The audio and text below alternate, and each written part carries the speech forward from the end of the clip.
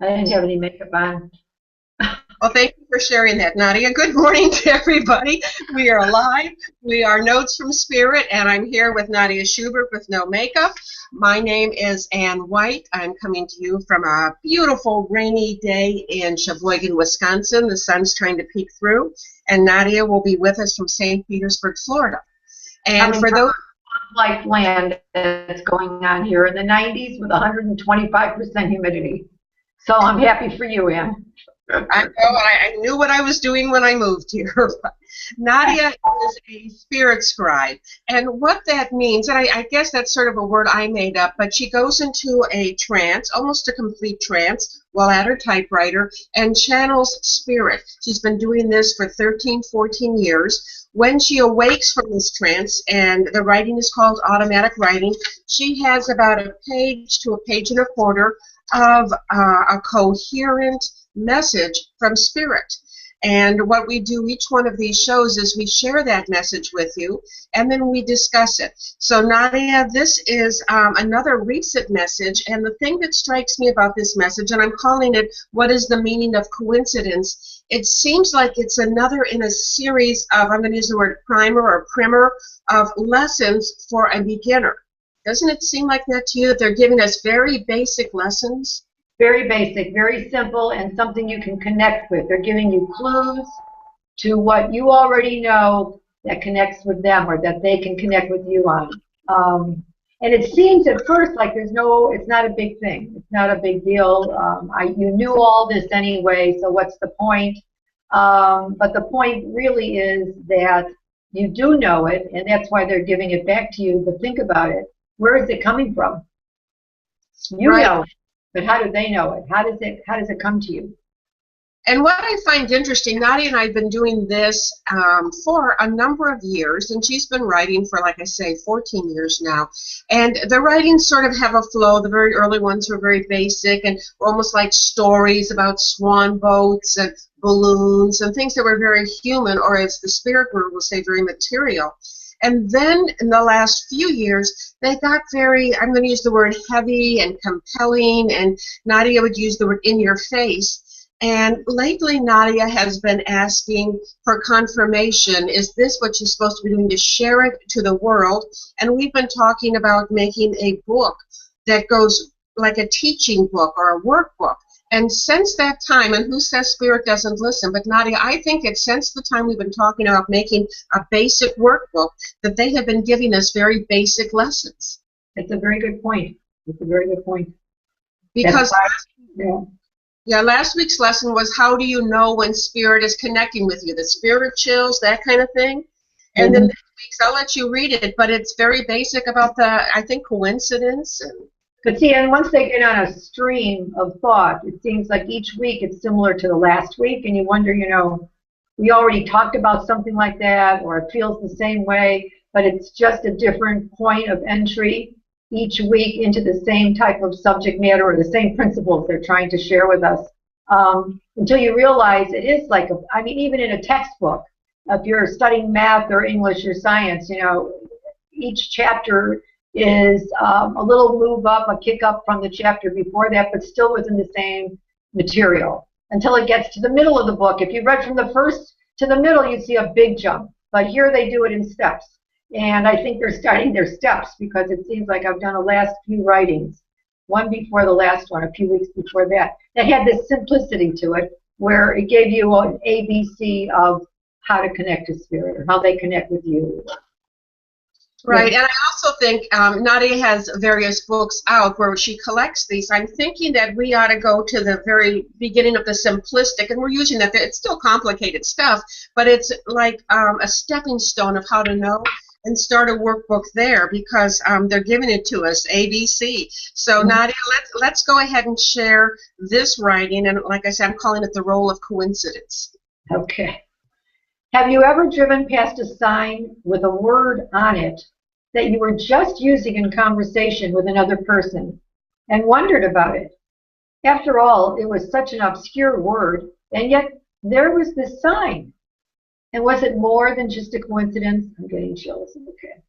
Have you ever walked down a grocery aisle and passed something only to go back and stop to pick up an item more spiritual you were sure you had in your kitchen cupboard and yet felt compelled to pick it up only to find that you were literally out of that item since the day before and didn't even know it? Have you ever dreamed of something you saw that day and would have never paid attention to it if you had not dreamed it, for it meant nothing to you before the dream? Is there no wonder in all of this? The wonder of the knowing, of being connected to a higher source of connection, to that place where all the histories of all those who have lived in the material world reside. These things that continually come to you and are labeled as coincidences are no more than you connecting to your guides or the many energies that are around you, as they are trying to confirm that they are present. They listen to you. They want to help you to feel more balance in your life and less frustration. They are there to steer the course for you, helping you to stay on the course and not veer from it too often.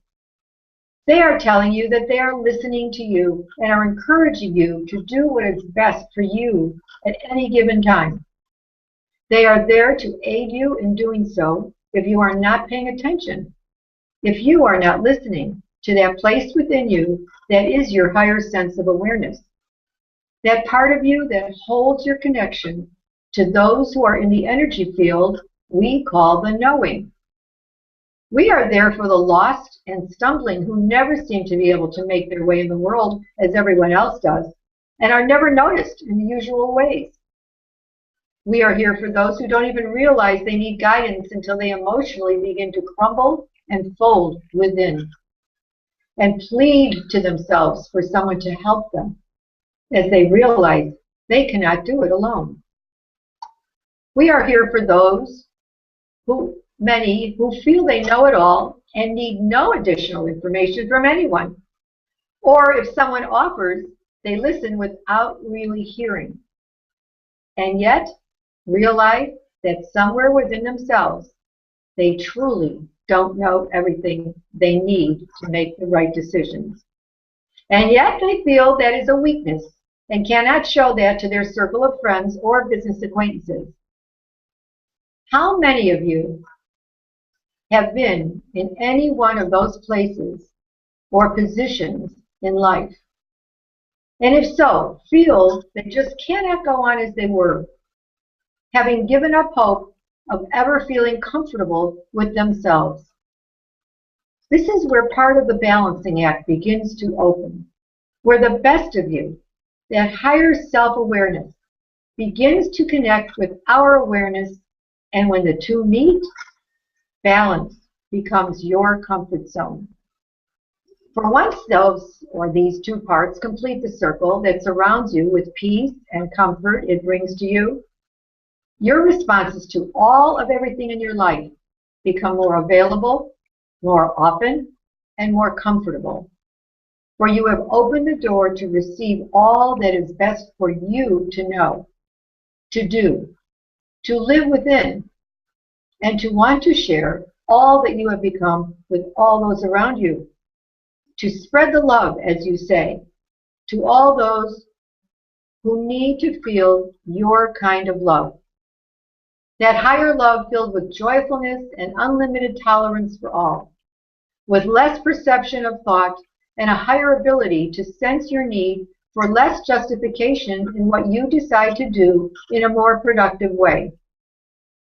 As you can now feel, more often than not, what is truly the only way to go, leaving all of what your trained mind has told you behind. We are not saying you will no longer need to live with what you already know and have lived with for some time. We are saying only that you will weed out those roots that are attached to the despair and frustration you have carried with you and move forward more productively and with ease, leaving your burdens behind. Hold on, I have to switch pages, I'm sorry. For they will no longer feel comfortable, as you will be able to sense the difference and want to live more with the knowing than not. And now that I'm reading this, I'm saying, wow, I'd like to do just what they say. Because when I kind of read it on my own after I wrote it, I thought, oh, here's another simple little writing. Okay. But now it kind of jumps off the pages. When we're together and we do the show, it becomes alive for me. Before we go into it, one thing I noticed is normally when they leave us, they'll say, we are with you, we're here with love. This was sort of an abrupt, it was a kind one, but it was a different ending, as you will be able to sense the difference and want to live more with the knowing than not. So what I was wondering is whether you got shaken out of your trance before they ended, or if this was just the way they ended it. It's just the way they ended it, because I stayed there for a while. I mean, I was in the zone when they were done, and it was the same feeling that would be no matter how they ended it. I think what they're doing now is it's coming to us in a seemingly simplistic manner, but it's almost like, give me just the facts. They're giving you the facts and say it's your choice. Mm-hmm. Do what you want. But they're not going to, they're not going to sugarcoat it, and they're not going to leave you with, beautiful streams of thought. These are the things they want you to think about. If you want to live with it, fine. And if not, that's your choice. The couple of things I saw here is one of the things we ask, like, what is the spirit world and what is this knowing? And they do say that we are connecting to a place where all the histories of all of those who have lived in the material world reside. So sometimes you'll hear the word universal knowledge or universal consciousness. This is, I think, one of the first times I've heard them describe it like that. Mm-hmm. Do you recall them ever saying that before? Yeah, they never said that before. And like I said, I think they're kind of giving us points to go with that are simple and not flowered, not sugar-coated, and yet very simple. Because I think in my gut feeling tells me that they're going to start growing with this kind of thing. Now that if we're going to do this workshop book, that they're going to start growing with it in a more adult fashion. Not that the others weren't, but I remember the first two books were not childlike, but they put me in a very big comfort zone with a little girl with golden hair walking me down the beach to meet the big white gossamer bird that took me flying over the earth, and then began the writing. So they kind of like set it up for me, cushioned it for me. I went in and I had no questions, no doubts, no frustration, no fear. Now they're just coming in with very immediate text. Lessons, yeah. Right. This is, instead of being maybe, in middle school, we're going into high school now, or whatever the case might be. Right. Now, one thing I like, too, is that they said who has spirit guides, and the answer, of course, we know is everyone, but they say they gave us a list. You could almost outline it. Those who are lost and stumbling, those who don't even realize they need guidance, those who think they know it all. So truly, everyone has a spirit guide, and they're there doing the best they can, but, it works so much better when we open up and allow it. And even more than just a spirit guide, I think even as your needs become apparent to you, you draw in more energy fields of people who have lived before. I don't know what we want to call them. They're guides. They may not be your own personal guides, but they'll be drawn in by just what you need that you're thinking about. So you'll have an array of different guides in your field. And all you have to do is kind of feel your thoughts that are coming through and think about what they are. And too, we have, and this is along with what you were saying, but as an example, we have guides for different reasons and different times of our life. For example, I think we have our birth guides who stay with us the whole life. That was just their assignment. But when I would walk into the trauma center, and here's the spiritual, when I would walk into the trauma center to do my job, I would feel guides coming in with me. So I had mine didn't leave, I just had a different group that came with me during that kind of work. And I would leave without them. So they were just there for that work. Or the trauma surgeon who's our friend, whose name I won't say on the air, but when I would watch her work, I could see spirit coming around her, and there would be a whole aura all around, and these were not the same I saw when I would see her out of work. So I think that when we go into different situations, guides will come. Like I believe we have driving guides, but we didn't need them before we were 16, and when we stop driving, we don't need them. But I think that they're the ones who, when we're looking this way for traffic, have us turn our head just so we don't hit the little kid on the bicycle who's coming from this way. Those. He told me a story about that one day in Costa Rica. He had a Jeep and his friends with him, and they were coming down a mountain. And he was fine. Everyone's talking, everyone's laughing, and he's coming to the mountain, and the mountain's beginning to turn. And all of a sudden, he had this flash of a car coming on the other side. They didn't hear anything. There was no noise. It was very quiet. And the minute he got to the point of turning, this car came out of nowhere and just stepped on his brakes. He would have crashed and maybe fallen off the mountain if he didn't listen to what he was saying. He slowed down. Everyone said, "What are you slowing down for?" I said, "I'm slowing down." He didn't want to tell him why, but he knew that there was a car coming.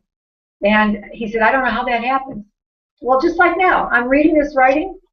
I'm getting spirit chills 2 or 3 times into the writing. So they're here with me in this room as I'm reading this writing, probably to help me wake up and look at the writing and see the benefits of this writing. But they're here because here I am getting chills and I'm reading my own writing. Right. And one of the things they say is the reason for some of these coincidences are, they say, they are just trying to confirm to us that we are not alone, that we do have a team of spirit or universal knowledge or guardian angels that are guiding us. So it's one of their ways of confirming to us. After all, how can you confirm anything to anybody if the other person you're confirming to doesn't know what you're talking about? So in order to confirm something, you have to know what they're talking about. So here they are. They're giving you things that happen in your life and telling you they see it, they feel it, they can tell you about it because they're there with you. Yeah, and it's like I think you said you had one this weekend. I think was it before the writing with you and Peter talking about a word that was an unusual word? Right, we were driving to pick up some medicine for Shayna and my dog, and going down the road, just talking something in conversation. I can't even tell you what it was. I know the word started with P, and it was a very unusual word that neither one of us ever used. And we made a right turn onto a street, and 25 feet down is this big advertising sign, and in the the context of whatever it is they were selling is this word, and that word was capitalized where everything else was small print. And Peter looked at me and said, "Did you just see that sign?" He said, "Now what's the point of that?" I said, "They're here. They're just here with us. They want you to know it. That's all. There doesn't have to be a major point or a life-changing experience. Just to know they're here and then work with them, knowing that they're here." Right, so it's not the meaning of the word, it's the fact they want you to know, we heard you talking about the word, there it is on a billboard, can you like that? And was this writing after that or before? This writing was before this writing. Okay. Now, and like I told you, years ago when I first started writing, if I wrote a writing like this, I'd say to my teacher, Vicki White, "This is ridiculous. I'm not getting anything. I already know this stuff. Why would I write about what I already know?" And she would just sit and listen to me babble until I finally got it. Yes, I know this stuff, but how do they know that stuff? When I'm in, I can't make this stuff up. So obviously whatever I'm getting, it's not coming from my mind. It's coming from some other source that's been with me when something like that happened to let me know, yeah, I'm with you. I'm with you. Enjoy it. Yeah. Thank them for it. And thank them. That's right. Thank them. The other thing about these writings is, first of all, they are for you. And one of the things you said is, I wish I could live like that, because oftentimes, even though we know it, we don't practice it. So it's the lesson for you. And then they go on to let us know, once you've opened the door to receive all that's best for you to know, to live within it, you will want to share it with those around you and spread this message. So then the second part is what we are doing with this, is sharing this message for everyone else.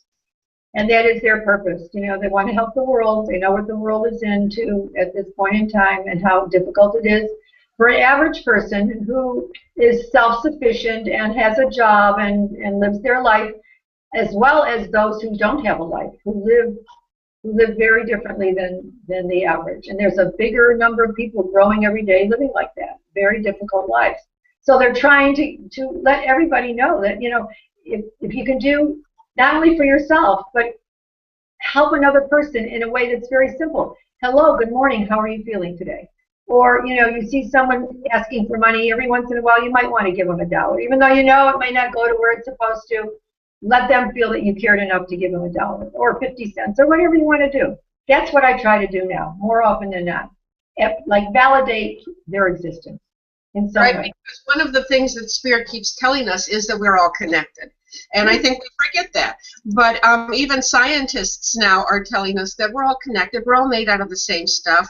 Humans are just denser than spirit guides. But we need to realize that we are all one connected, thing of love.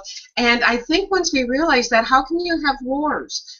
Just because if you love yourself, then you will love those around you because they're made out of the same stuff. You will love the homeless person. You'll even love the gang member and wrap that person in love because they are part of this existence that we have in the material world. Yet, and I agree with you, yet we have to be aware that there are, sadly enough, we would like to be like that at all times, but we have to be aware that, reason and logic play a big part in this.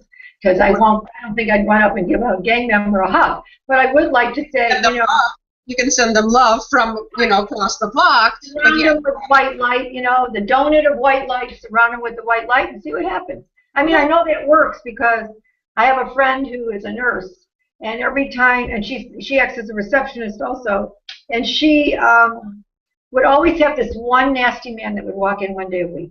One nasty, nasty man. And she'd have to gear herself up to deal with this man because he's so nasty. And so one day when she was telling me about it, I said, you know what? Wrap yourself with white light, say your prayer, and then wrap him with white light and see what happens. And she looked at me, she said, that would work? I said, try it. She called me that night. She said, I don't know, he must have been in a good mood from something last night because he wasn't even like he normally is. And I'm like, really? Okay. Okay, so I'm going to move the computer because we're losing power. So I might have to be in a little bit of a darker place. But isn't that amazing that she did it and she was astonished and still couldn't figure out how does that work? How does that work? Some of us are more stubborn than others. And one of the things that I saw in this writing that I just wanted to bring up is they say that they're talking about connecting with spirit, and they go, if you are not listening to that place within you, that is your higher awareness. And I'm thinking of even in the Bible where they talk about that still small voice within. So spirit is not a new concept. I mean, it's there from as long as infinity. And so sometimes we just have to go to that still small voice or that place within us to connect. Right, and it's wonderful that in this day and age, women are allowed to do these things too. Because at one point, only men were allowed to pray in their temples, whatever nationality they were, and women were not. And now we have women who are preachers, ministers, rabbis, as yourself, and on and on and on. And also, we are made aware now that we can not only help ourselves, but we can go out there and help other people and not be fearful of it or laughed at. One of the things about having spirit guides and being open to them is that it really can ramp up your life. It gives you balance, as they say, and it takes away. It says we can weed out the roots that are attached to despair and frustration. And it is a beautiful ride. And people like myself and Nadya and many others, when we are connected, it is smooth. But as Nadya said, I wish I could have this sometimes. I'm going through this thing of buying a house. Big deal. And yet I'm making myself nuts. And I realize that I am disconnected from spirit. I'm doing my own thing when I'm making myself crazy. And I really have to just take a breath, sit down, connect, and then I know it's going to be okay. So as human beings, we have a tendency to try to steer our own ship, to do it our own way, and then we're going to get that bumpity, bumpity, bumpity bump, and the fear, and the despair, and the frustration, and all we have to do, the power is there, and I do it by, sometimes I'll sit. You can do it when you're standing, you can do it any position, but stop and connect. And then the flow goes again. Don't you think, Nadya? I mean, we don't do that wave all the time. No,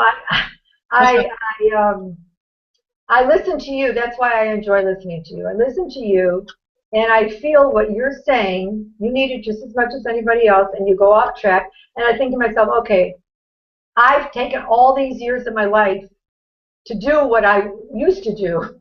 And now I'm supposed to just flip over and allow spirit to come in. I'm like making these deals with myself. How can I be expected to just do that? And on and on and on. But I know the difference when I do. I Yeah. know the balance and peace that I have if I just allow them to help or even feel them around me. I can do things more easily or Yeah. not do them at all and not feel pain, you know?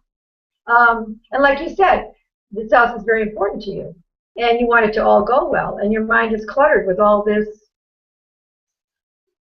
Well, the what ifs are the things that when you're not connected to spirit. When you get into the what if, what if, what if, then you know you disconnected. You're steering the ship yourself. And so, what did you do? What did you do? Did you do something to help yourself in this manner? Or? And I'll tell you my two things. Normally, I know when I'm not connected is when I get judgmental. So if I'm passing judgment, I know I'm more in my human realm and I've disconnected. So that's usually my first clue, just to stop and breathe and reconnect. Say the affirmations, open up the channels again. So that's usually my clue. This last week with the house, my clue was what if, what if, what if. And when you're connected to spirit, you don't even need a single what if. It's going to roll. And it may not roll the way you want, but it's going to roll the way it should, and it's going to roll the way that's in your greatest good. So that was my clue this week that I was disconnected, is I was what if. What if? Okay. And that virus database has been updated. Now my computer's been updated. Thank you very much. Okay. So anyway, I thought this was a great lesson, Nadya. Thank you for bringing it to us and letting us know that I would say the reason for coincidence is Spirit's confirmation that they're with us. Nothing more than that. What would a takeaway from this would be? It's that simple, that they are here, they listen to us, they're with us, and they help to transition us to a higher place so that we can accept what comes to us without fighting it, without trying to change it necessarily, within the realm of awareness of what we need to do for legal things, let's say, but to just go with it, whatever way it turns out. Like you said, may not be the way you want it, but it's the way that's going to be best for you. So and believe it. Yeah. So great writing. Thank you very much. We're going to be off the air for maybe a week or two because you are going to be traveling out to state parks and the West Coast. So have a wonderful time. And when you're out in nature, just open yourself up and just have spirit just fill you and renew your spirit. And we'll see you when you get back. Thank you, Anne. Thank you. And for those of you who are enjoying this kind of a lesson in Spirit Realm, you can go to notesfromspirit.creating calm network, and there are programs there that you can watch if you haven't catched them all, or if you haven't caught them all, sorry. And just feel spirit in your life. So have a great week, and take care, everybody. Catch. Ooh, that was bye.